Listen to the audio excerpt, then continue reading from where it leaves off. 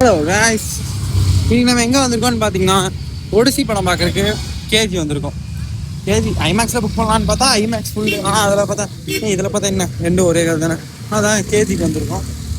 சரி, ஓகே. கேஜிக்கு வந்து அன்றைக்கே புக் பண்ணிட்டு போயிட்டேன். ஒரு 2 நாள் முன்னாடி 3 நாள் ஆச்சு. அதுக்கு முன்னாடியே புக் பண்ணிட்டு போயிட்டேன். அப்போ வந்து மேலே ஸ்லைடர் இல்லைன்ட்டாங்க. ஸ்லைடர் சரி, இப்போ போய் சும்மா செக் பண்ணி பார்த்து புக் பண்ணி ஷோவில் ஃப்ரீயாக இருக்குது ஸ்லைடரு. அன்றைக்கி ஃபுல்லாக இருந்துச்சு. சரி, ஓகே, அதான் மாற்றுவாங்கன்னு கேட்டு இன்னும் 1 hour இருக்குது படத்துக்கு. மாற்றினாங்கன்னா ஓகே, இல்லைன்னா அதுலேயே உட்காந்து ஜாலியாக உட்காந்து பார்த்துட்டு வர வேண்டியதான். இப்போ கேஜிக்கே வந்துட்டேன் நான்.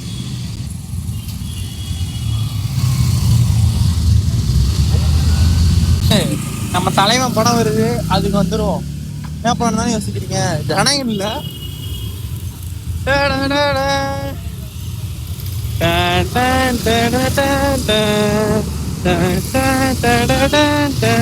இது ஓப்பன் பண்ணிட்டாங்க.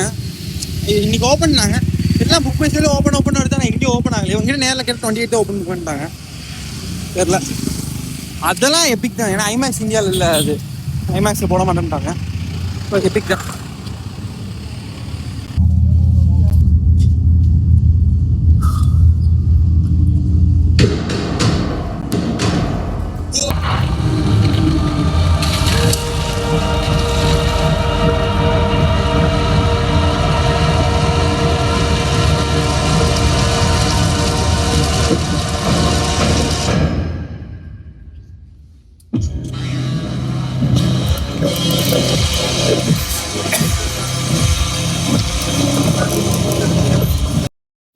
ஓகே காய்ஸ், படம் முடிச்சுட்டு வந்தாச்சு. அடுத்த நாளே ஆயிடுச்சு.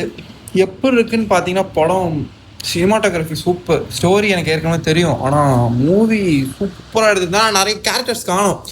நிறையா எப்படி சொல்கிறது, க்ரீச்சர்ஸ் காணும். அப்புறம் நான் சில சீன்ஸ்லாம் கட் ஆயிருந்துச்சு. ஏன்னா புரிய வைக்கிறதுக்காக கூட இருக்கல. ஏன்னா அதெல்லாம் வந்து ரொம்ப ரொம்ப புரியாத மாதிரி ஆயிரும். பட் இது வந்து ஈஸியாக புரிகிற மாதிரி இருந்துச்சு.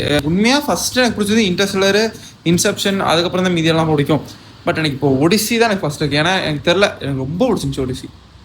ஓகே கைஸ், அடுத்த வீட்டில் சந்திப்போம். அது வரைக்கும் ஹேவ் ஃபன் கைஸ். வரட்டா?